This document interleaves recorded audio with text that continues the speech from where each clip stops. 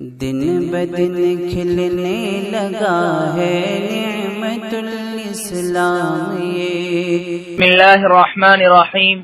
صرف 5 منٹ کا مدرسہ قرآن و حدیث کی روشنی میں 222واں دن 12 شعبان المعظم۔ نمبر 1 اسلامی تاریخ۔ حضرت صہیب رومی رضی اللہ عنہ، آپ کا نام صہیب بن سنان تھا۔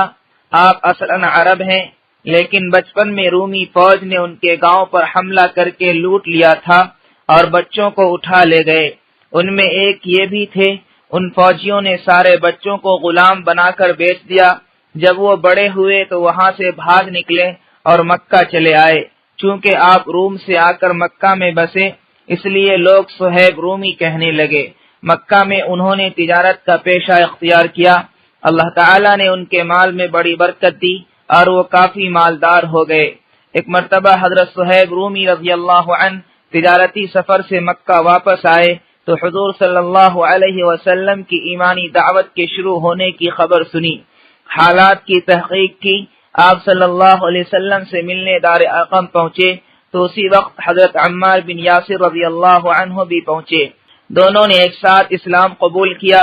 ہجرت کے دوران جب کفار نے روکنا چاہا تو اپنے مال و دولت کا پتہ بتا کر ان کو واپس کیا اور پھر ہجرت فرمائی۔ حضور صلی اللہ علیہ وسلم نے انہیں دیکھ کر فرمایا، ابو یحییٰ، تمہاری تجارت کامیاب رہی۔ ساتھ ہی اللہ تعالیٰ نے ان کی ہجرت اور مالی قربانی کی تعریف کرتے ہوئے فرمایا، بعض لوگ ایسے ہیں کہ اللہ کی رضامندی حاصل کرنے کے لیے اپنی جان بھی فروخت کر دیتے ہیں۔ ان کا انتقال 73 سال کی عمر میں 38 ہجری میں مدینہ میں ہوا اور وہیں دفن ہوئے۔ نمبر 2 حضور صلی اللہ علیہ وسلم کا معجزہ، کھجوروں میں برکت۔ حضرت ابو ہریرہ رضی اللہ عنہ چند کھجور لے کر رسول اللہ صلی اللہ علیہ وسلم کی خدمت میں حاضر ہوئے اور عرض کیا، اے اللہ کے رسول، ان کھجوروں میں برکت کی دعا کر دیجئے۔ رسول اللہ صلی اللہ علیہ وسلم نے اسے لیا اور برکت کی دعا فرمائی اور فرمایا، اس کو اپنی تھیلی میں ڈال دو، جب کھانا چاہو تو ہاتھ ڈال کر لے لینا، لیکن تھیلی کو کبھی خالی مت کرنا۔ حضرت ابو ہریرہ رضی اللہ عنہ فرماتے ہیں، میں ایک مدت تک اس میں سے اللہ کے راستے میں خرچ کرتا رہا، خود بھی کھاتا اور گھر والوں اور مہمانوں کو بھی خوب کھلاتا رہا۔ وہ تھیلی میری کمر سے کبھی الگ نہیں ہوئی، لیکن جس دن حضرت عثمان رضی اللہ عنہ کا قتل ہوا اس دن وہ تھیلی مجھ سے کھو گئی۔ نمبر 3 ایک فرض کے بارے میں، نیکیوں کا حکم دینا اور برائیوں سے روکنا۔ رسول اللہ صلی اللہ علیہ وسلم نے فرمایا، قسم ہے اس ذات کی جس کے قبضے میں میری جان ہے کہ تم پر ضروری اور لازم ہے کہ بھلائیوں کا حکم کرو اور برائیوں سے روکو، ورنہ قریب ہے اللہ تعالیٰ گنہگاروں کے ساتھ تم سب پر اپنا عذاب بھیج دے۔ اس وقت تم اللہ تعالیٰ سے دعا مانگو گے تو قبول نہ ہوگی۔ فائدہ، نیکیوں کا حکم دینا اور برائیوں سے روکنا امت کے ہر فرد پر اپنی حیثیت اور طاقت کے مطابق لازم اور ضروری ہے۔ نمبر 4 ایک سنت کے بارے میں، وضو کے بعد کی دعا۔ رسول اللہ صلی اللہ علیہ وسلم نے فرمایا، جس نے اچھی طرح وضو کیا پھر اس دعا کو پڑھا، اس کے لیے جنت کے 8 دروازے کھول دیے جاتے ہیں، جس دروازے سے چاہے داخل ہو جائے۔ اشہد ان لا الہ الا اللہ وحدہ لا شریک لہ واشہد ان محمدا عبدہ ورسولہ اللہم اجعلنی من التوابین واجعلنی من المتطہرین۔ نمبر 5 ایک اہم عمل کی فضیلت، والدین کی قبر کی زیارت کرنا۔ رسول اللہ صلی اللہ علیہ وسلم نے فرمایا، جو شخص ہر جمعہ کو والدین کی یا ان میں سے کسی ایک کی قبر کی زیارت کرتا ہے تو اس کی مغفرت کر دی جاتی ہے اور اسے والدین کا فرما بردار لکھ دیا جاتا ہے۔ نمبر 6 گناہ کے بارے میں، مرتد کی سزا جہنم ہے۔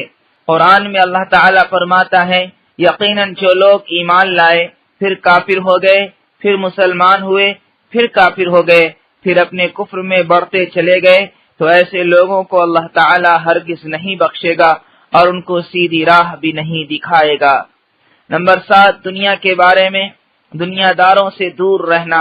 قرآن میں اللہ تعالیٰ فرماتا ہے، آپ ایسے شخص سے اپنا خیال ہٹا لیجئے جو ہماری نصیحت سے منہ موڑ لے اور دنیاوی زندگی کے علاوہ اس کا کوئی مقصد نہ ہو، ان لوگوں کے علم کی پہنچ یہیں تک ہے، یعنی وہ لوگ صرف اسی دنیا کی چیزوں کے بارے میں جانتے ہیں اور اسی دنیا ہی کو مقصد بنا رکھا ہے۔ نمبر 8، آخرت کے بارے میں حوض کوثر۔ رسول اللہ صلی اللہ علیہ وسلم نے فرمایا، میرے حوض کی مسافت 1 مہینے کی ہے، جس کا پانی دودھ سے زیادہ سفید ہے اور اس کی خوشبو مشک سے زیادہ اچھی ہے، اور اس کے پیالے آسمان کے ستاروں کی طرح بہت زیادہ چمکدار ہیں، جو اسے پیے گا کبھی پیاسا نہ ہوگا۔ نمبر 9، طب نبوی سے علاج، چقندر کے فوائد۔ ایک مرتبہ ام منذر بنت قیس رضی اللہ عنہ کے گھر پر رسول اللہ صلی اللہ علیہ وسلم کے ساتھ ساتھ حضرت علی رضی اللہ عنہ بھی کھجور کھا رہے تھے، تو رسول اللہ صلی اللہ علیہ وسلم نے فرمایا، اے علی بس کرو، اس لیے کہ تم ابھی کمزور ہو۔ ام منذر کا کہنا ہے کہ میں نے ان کے لیے چقندر اور جو کا کھانا تیار کیا، تو رسول اللہ صلی اللہ علیہ وسلم نے حضرت علی رضی اللہ عنہ سے فرمایا، اے علی اس کو کھاؤ، اس لیے کہ یہ تمہارے لیے فائدہ مند ہے۔ فائدہ، چقندر اور جو قوت بخشتا ہے اور کمزوری کو دور کرتا ہے۔ نمبر 10، نبی صلی اللہ علیہ وسلم کی نصیحت۔ رسول اللہ صلی اللہ علیہ وسلم نے فرمایا، تم اپنے مرنے والے رشتہ دار کو لا الہ الا اللہ کی تلقین کیا کرو۔ فائدہ، تلقین کا مطلب یہ ہے کہ کلمہ اس طرح آواز سے پڑھنا چاہیے کہ مرنے والا سنے اور سن کر ویسا ہی خود بھی پڑھنے لگے۔